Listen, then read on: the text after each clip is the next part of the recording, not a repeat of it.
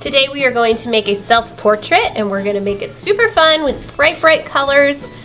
And let's begin. So we already looked at how to draw different kind of styles of a face, and we're not necessarily making this face look totally realistic. It's going to have a little kind of a cartoon feel to it. So on your white paper, I want you to get a pencil and draw your face that you have practiced. So I'm going to draw a letter U.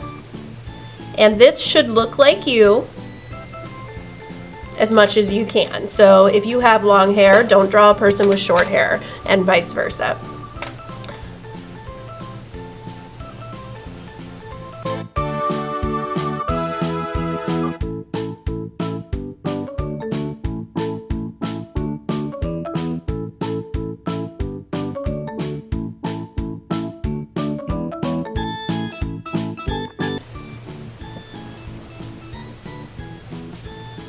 Alrighty, so there I am, and what I'm going to do now is I'm going to go over this with a Sharpie just to make the lines appear a little darker.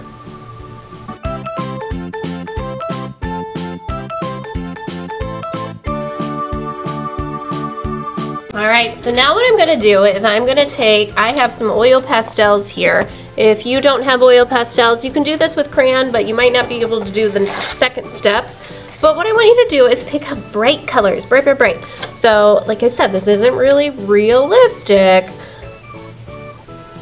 So, in real life, my skin wouldn't be bright colors. It's usually just one color.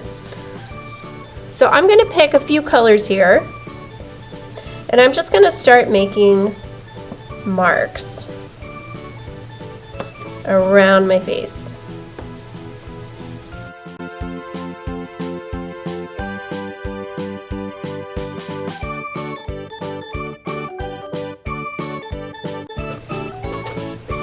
Now, you could do this if you don't want to do just kind of marks in all random areas. You could do, you can make like stripes of colors. You could follow the order of the rainbow. So the only part that I'm avoiding is the eyes, but everything else I'm going to color in.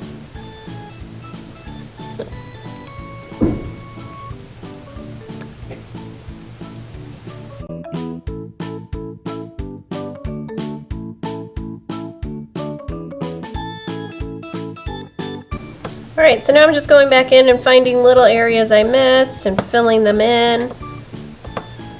Okay, so it looks kind of funny right now, but I like the way it looks right now. And what I'm going to do is I'm just going to wrap my finger around a tissue, and I'm just going to kind of smudge these colors together a little bit. Not a lot of it, just a little bit. Because I want to keep them bright. But I want to just soften them a tad.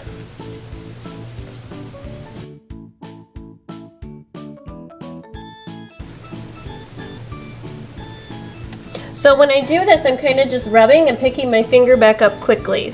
So like that. Instead of scooching it back and forth and rubbing, just kind of like, think of like little dabs with your finger. To make these colors kind of just move into each other a little bit.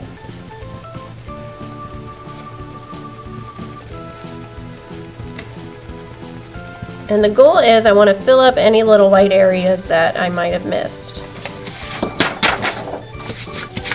Alright, so now I have these kind of shavings everywhere, so I'm just going to rub those off the paper. We're going to stick with oil pastels, and I am going to now switch it up. So I'm still going to use oil pastels, but now I'm going to add in some watercolor paint. So we have learned that oil pastels and water don't mix, they resist each other, so this is a perfect assignment. So what I want you to do is I want you to just start making outlines in your hair, and your hair can be rainbow colors, your hair could be one color. It depends on you as the artist what you want it to look like.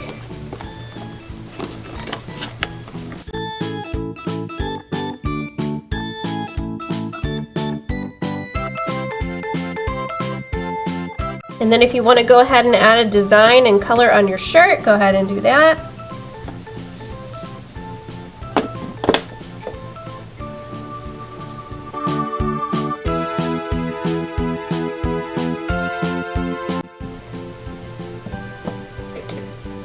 All right, now I want you to add lines in your background space.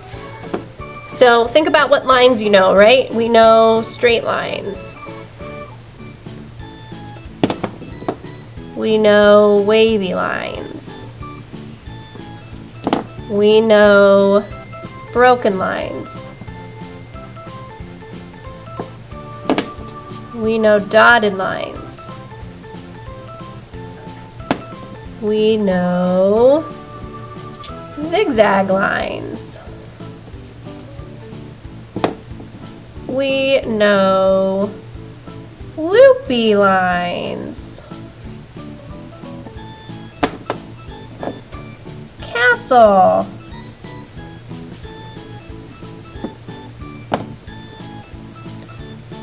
Bouncy.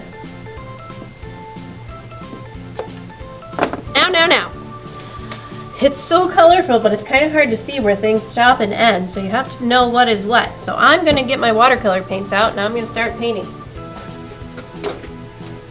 So the first thing that I'm going to do here is I'm going to paint the hair.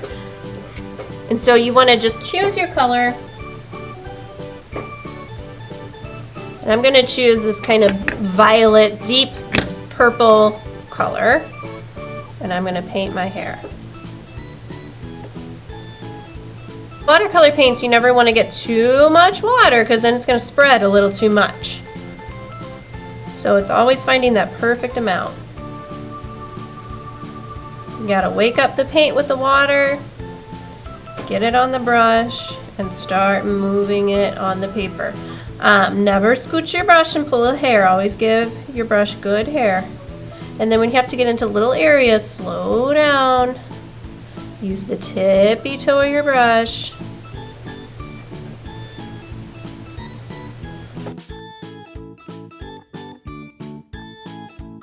Now I'm going to pick a color for the shirt. I think I'm going to use yellow. So I had to rinse my brush before I switched colors so I didn't get that dark purple mixed in with my light yellow. Notice how I have a placemat to protect my table so I can paint right off the edges of the paper and not have to worry. Okay, and in the background space, you can paint over your lines, and you can be as creative as you want here. So if you want to add more designs with your paint,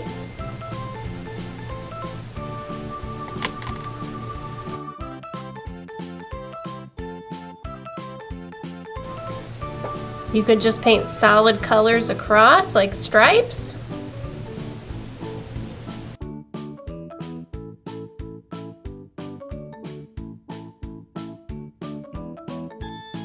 Fun choices with color in the background. The goal is never to muddy up the colors. You want to keep them very vibrant and bright.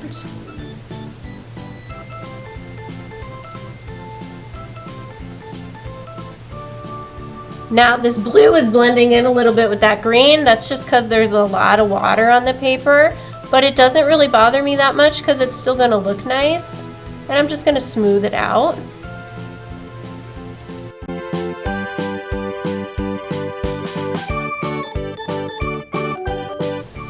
Alright, when you're done, just go back, make sure you fill in any sort of little white spaces you might have left. And when you do this, try not to use neutral colors. Like, don't use tans or browns or grays. We want to use bright rainbow colors for this assignment. So have as much fun as you can with color here.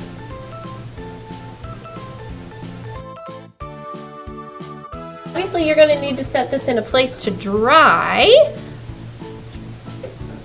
And how much fun is this? Look at these bright colors, making a self-portrait. I love it. All right, now my self-portrait is totally dry, and I'm just gonna go back on top of my black lines with a black oil pastel because I just want it to show up a little bit better. I don't think it looks bad right now, but I want it just to pop up a little bit more. So I chose oil pastel instead of Sharpie because it's I'm going to easily get on top of all of these colors that we put down. So anywhere that I outlined with Sharpie, I'm just going to go on top with oil pastel. And I'm going to do the around the hair as well, just so it looks a little more appropriate. So I'm just going on the outside of the other oil pastel that I used to outline. I used that violet to outline my hair, and I'm just going right on the outside of that line to make the black there. There we go. So now my face is kind of popping out a little bit more. It's not being devoured by all of the color. And now I am completely finished with my self-portrait in the Fauve style.